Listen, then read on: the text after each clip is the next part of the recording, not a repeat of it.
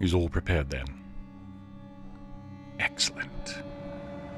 Then it is time for our friend to be invited to the shack. Go fetch him for me, would you? And be gentle, I would not have him damaged, if it can be avoided. I'll join you at the shack shortly. I have a few last things to prepare in the sanctuary.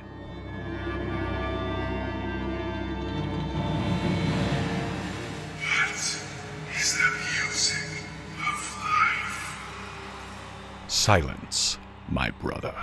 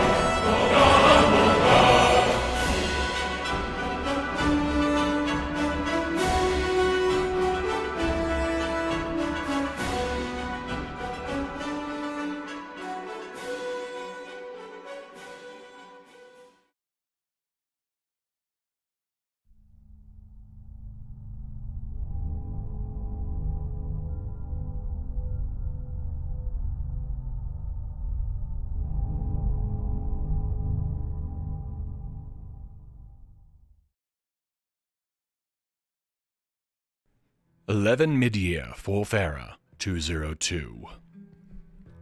When the sun rose, so too did the museum staff, including Aryan, the third person in all of the province that has my respect, and one that I would need to talk to soon regardless.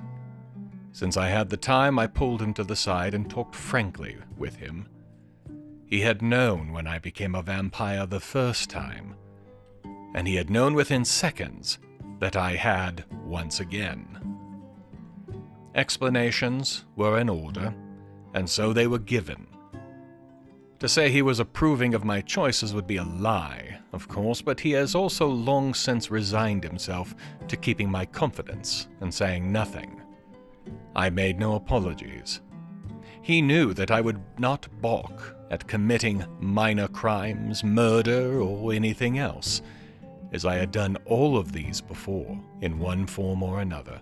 The real question was what he would do about it this time, for I made no pretense at hiding what my plan was. His one request was this: that whatever I do, it not be tied in any way to the museum. In short, Moriden Athluan, the Dragonborn, is about to retire from the public eye. The Mer that I will become, though, will carry on doing the things I have planned. I'll still need to make the occasional appearance in solitude, perhaps make a public spectacle of leaving to find a new artifact for the museum or the like. But in most ways, I will become a recluse. I agreed. I would not have what I do negatively affect this Mer, who has helped me out so many times over the last year, who has never once turned his back on me, not even today, when he learned that his friend was about to become a serial murderer. What more can one ask of one's friends? As a result of planning with Aryan, however, I have made a few changes to my plan for the evening. Rather than kill Thane Erica, I will instead steal a weapon that once belonged to the High King. Simpler, and, for the moment, leaves the hold itself stronger against potential Aldmiri aggression. True, the loss of the general and his main aide will still make the entire empire more vulnerable, but the resulting discord on both sides of the issue will create opportunities. I was a patriot once, I think. And perhaps I still am, in a way. This could be the event that will eventually lead to the Empire restarting the war with the Dominion and kicking them all out on their supremacist backsides. Therefore, I went to Castle Dower. None noticed me as I snuck in and moved about the rooms, eventually finding Legate Rika already in her bed. She was a hard woman, one determined to get results. I can respect that, though I think she would not respect my own actions. I can live with that. She could not, and did not. Legate Rika of the Imperial Legions is dead. Leaving her cooling corpse behind me, I ascended the stairs to the General's rooms. He was also already in his bed, but for some reason, I hesitated. Twice I reached out to slit his throat, to let him bleed out as I had Rika. Twice, I somehow found my blade back in its sheath and had turned away to leave. Curious indeed. The third time I tried, though... Once long ago, a voice had given me 2 words, a hissing, sibilant voice, a woman's voice, telling me not to kill a bandit I had run across. Tonight, as I took out my blade a third time, I heard that same voice giving that same 2-word message. "Not yet," she hissed. This was not Ithelia. I had no idea who this was, but again, before I could stop myself, I had sheathed my dagger and turned to leave. Frustrated and not a little angry, I realized that this was not a force that I could oppose, so instead, I took the General's sword, as I will take the High King's shortly. The message will still get through, I think. The Brotherhood, if they are watching and seeing this at all, will have to be content with that, I suppose. And plus, there are still others to kill. 12 Midyear, 4th Era, 202. The night was pouring rain and thunder down on Solitude, keeping even the most devout of night owls indoors. I was a ghost as I moved along the main road of Solitude to the Blue Palace, and then up to the throne room. The chamber was empty, as one might expect in the middle of the night, which made my theft of Jolert, the former High King's sword, from its display above Elisef's throne all the easier. From here, the next destination is the Blade's Temple and Esbern. I had thought that Delphine would be a worthy target as well, but really, she's nothing more than a brute who is especially good at keeping herself hidden. The true power in the Blades, apart from myself, is the Loremaster. Without him, the Blades die. Which really should have happened long since. About the time that the Septum line died, I'd say. I made the Blade's Temple just before sunrise.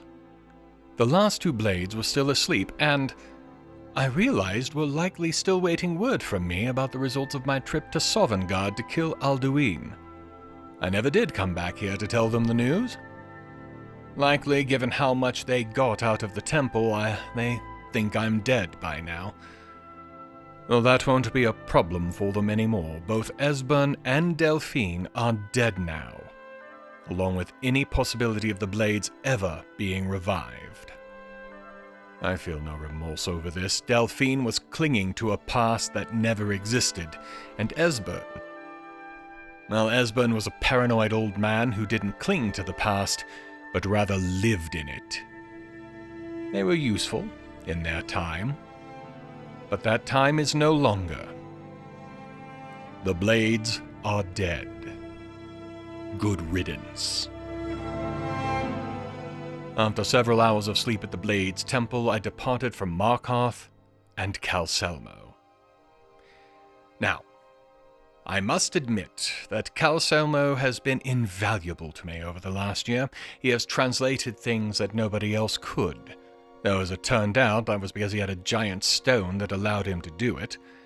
And while I understand trying to keep major revelations of the academic world under wraps until you have all the credit for it wrapped up, it also made things far, far more difficult for me and the museum because of it. Ah yes, there is that, too, his Dwemer Museum that competes with my own. Sort of. He doesn't make any money from it because he doesn't allow anyone in there. Short-sighted. And today, that cost both him and his nephew their lives. The guard never saw anything, so have no suspects. Certainly not one Moriden Athluan, a known patron of the old man. Though my next pair of targets were in Whiterun, there was the small matter of a pair of amulets I was made aware of that should be in clan hands. The first of these, the Amulet of the Bat, has been in the possession of a lower bloodline vampire in a small cave not far off the main road near Rorikstead. Not really a challenge, to be honest. But the amulets really should be back in the hands of vampires who can actually make good use of them. With his final death now delivered, the item is now exactly in such a pair of hands. The second amulet is supposed to be in Swindler's Den, which I find interesting. Having been there before and cleared it of all living creatures, I suppose it is not out of the realm of possibility that some other lesser vampires have taken up residence there. But it also means that I know their territory. I don't imagine it will go well for them. 13 Midyear, 4th Era, 202. This second so-called master vampire was absolutely pathetic. Enough so that he was already dead long before I got there. I was right. A vampire had moved into Swindler's Den, and when the bandits came back as well, he fell before them. Weak. Pathetic. The amulet should never have been in his possession to begin with. Still, it is affording me the chance to refine my skills with hemomancy and the more basic vampire skills, so I suppose there is that. These bandits are enough of a nuisance that the distraction of trying something new never put me in danger. I made my way to Whiterun, arriving shortly after dawn. My presence did not go unnoticed here, though. Balgruuf had been looking for me to return, it seems, so there was nothing for it but to go up to Dragon's Reach immediately. I found the Jarl in council with Preventus and Irilith, still poring over the maps as if the civil war was still in progress. In a way, I suppose it could be. The two most recognized families in the hold are close to open combat again. Despite the entire Stormcloak Rebellion being over, the fight between these two seems only to be getting more vocal and bitter. They were looking at possible reactions to that fighting if it ever becomes open. That, however, was not why I had been summoned. Instead, he wished only to give me a gift. A sword. Yes, I'd been given a weapon when I was named Thane, but he felt that I had done so much for the hold over the last year that additional recognition was deserved, and rather than have a new sword forged for me, he took it a step higher and gave me his own sword. The Sword of Dragon's Reach. I don't need a sword, but a gift and the meaning behind it was not about whether I needed it or not, but an acknowledgement of the bond between the pair of us. I could only accept graciously and then depart, while they worked on the Greymane Battleborn problem. They had little idea, of course, that I was about to make the entire problem even more problematic. Once the sun was down, I was once again out and about in the city, and my first stop was the home of Ulfred Battleborn. Oh, this man. staunch in his support for the Imperials, but prideful in a way that makes all Imperial sympathizers look bad. One who was way too reliant on his name alone to make things happen. A small fish, thinking he was a big one. Of course, he might also possibly know that I was a member of the Thieves' Guild, and though he hadn't said anything to anyone about it that I was aware of, I had decided that I couldn't risk it. I do not envy the surprise his wife will have when she wakes up in their shared sheets, drenched in his life's blood. Given the recent tensions between the Battleborns and the Greymanes, I can only guess at whose doorstep they will lay this murder. 14 Midyear, 4th Era, 202. Having stirred the nest of the Battleborn family, I considered going after Aoland, but as well known as he is, I have to admit I feel some small protectiveness of him due to his working the Skyforge. He is an artist in the implements of death, and I would hate to deprive myself of his skills should I ever need them. Vignar, however, is another story. Yes, he is a companion as well, but he never participates in the group's functions anymore. All he ever does is hang out with Brill in the mead hall and patrol the streets of the city, closely watching his rival. Of course, that rival is now dead, so why not take care of Vignar as well? A contact poison did the job for Vignar. His last view was of my worried face, when he suddenly felt deathly ill and collapsed to the floor. Though Aella knows I came back to the hall this evening, she also knows that I have never even spoken to Vignar. When I wake up in the morning, I'll be completely shocked, of course. I'm sure Aella will take care of any investigation and come to the correct conclusions. I, however, will be on my way to Riften, and my final target of this little project. One that I must admit, I am looking forward to greatly. I arrived at Riften after midday, and went straight to Mistvale Keep. The Jarl was holding court, of course, and so I had to politely mask my demand to meet with me that evening as a respectful request to discuss some confidential business with you at your earliest convenience. She agreed, though I could tell she was going to try to give me a stern piece of her mind when we met. Interesting, though, I never told her where or when I would meet her, only that I would. I left and made my way, stealthily, to her bedroom. I had been in this room twice before. The first time, Layla Lawgiver had been the Jarl and hadn't kept much in here of any real interest. The second time, I had been here only for one of the stones of Barenziah. Since I had some time, I went through the entire room before Maven arrived. Maven. Maven is something else altogether, more akin to Layla's steward. For someone who has such a stern and hard exterior, she certainly likes, well, shall we say, nicer things. When she arrived just before midnight and prepared for bed, I stepped around a corner. I didn't give her a chance to react. I strangled her as efficiently and as quietly as I could, all the time whispering in her ear that the guild no longer had any need for her services. Once I was sure she was dead, I laid her out on her bed and departed as quietly as I had arrived. I am unsure what this will do to the local power structure, and I can't say as I really care. In confusion, there is profit, and the guild will always be ready to set themselves up for more profit. I imagine some of the guild members might be somewhat upset at her death, but they can't pin it on me. Especially since I carved the Dark Brotherhood's hand emblem into her chest.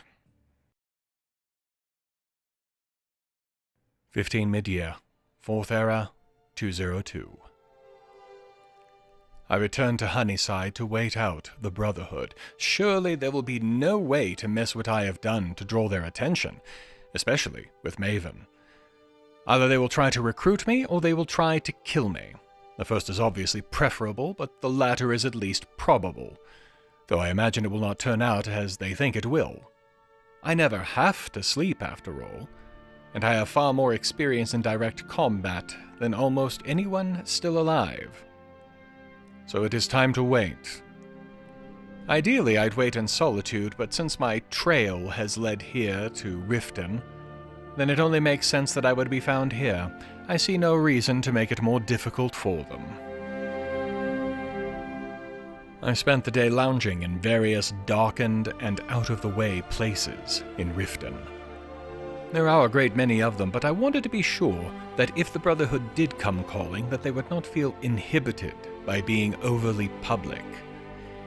Maybe I was too hopeful that they were nearby, but I felt almost disappointed when after the sun fell I still had not been approached. The Brotherhood is supposed to be good at this kind of thing. Again, though, that is likely me having expectations that could not possibly be matched. Patience. That is the way to go about this now. Wait for the news to spread, and they will most certainly come for me.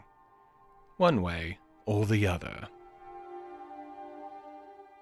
Thinking that perhaps I was just too eager, and also being bored from a day of sitting around and waiting for nothing, I took a quick bounty on a bandit leader at a nearby tower called Nilheim. A straightforward enough proposition, though who is going to be authorizing the bounty is beyond me. Maven can't exactly authorize it now, can she? Besides, being away from the city might be a better way for the Brotherhood to decide to catch up with me. Certainly it is far more private than anywhere in the city might be. 16 Midyear, 4th Era, 202. Hemming Blackbriar has taken over the day-to-day running of the city during Maven's sudden illness, it seems. Of course, there is no word on what the illness is, how she might have gotten it, or when she might be expected to return, but their story is amusing to me, at least. He took the bandit leader's head off my hands and paid me the bounty. Then he sent me on my way, though he gave me a look that implies he suspects I might have had something to do with Maven's illness.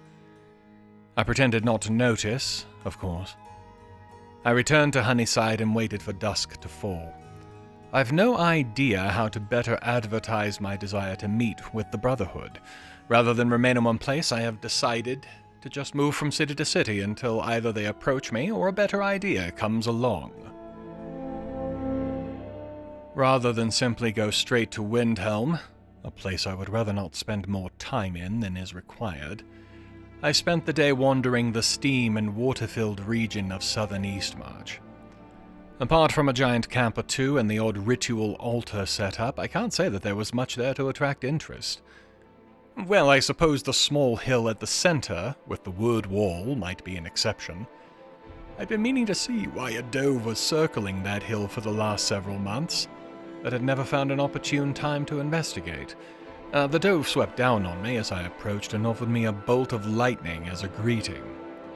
Its death was a foregone conclusion.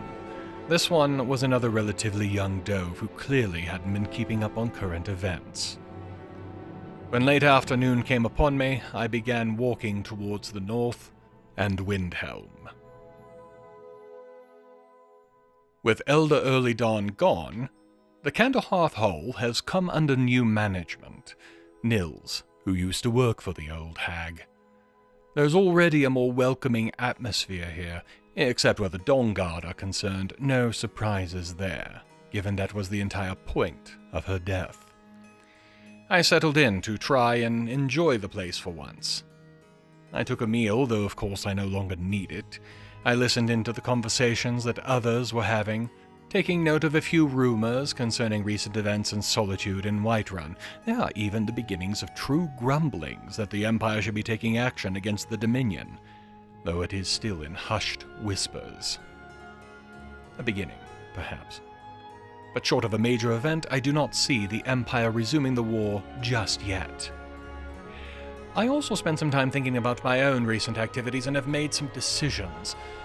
Once I take Aryen's advice and go into retirement, I will have to give up Arvak as a mount. He's just too obvious and too clearly tied to me. That will mean walking the roads of Skyrim again, but that isn't too horrid of an idea.